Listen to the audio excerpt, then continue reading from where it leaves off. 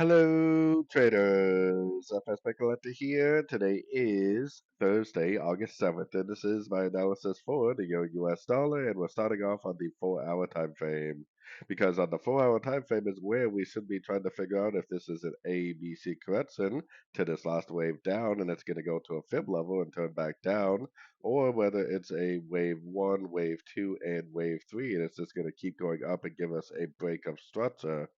I am definitely leaning towards one, two, three because I think this is the end of a correction. I also think the US dollar index ended a correction and is heading down. So going down to the 1 hour time frame, if this is a wave C, then it needs to break structure at a Fibonacci level. The next Fibonacci level is the 78%, which is all the way up above the 1.1700 area. So if it goes up there, breaks structure down, that's a wave C. If it goes up there and doesn't break structure, but instead makes a higher low, and just keeps on going up, then just enjoy this nice wave three uptrend and go long every single chance you get.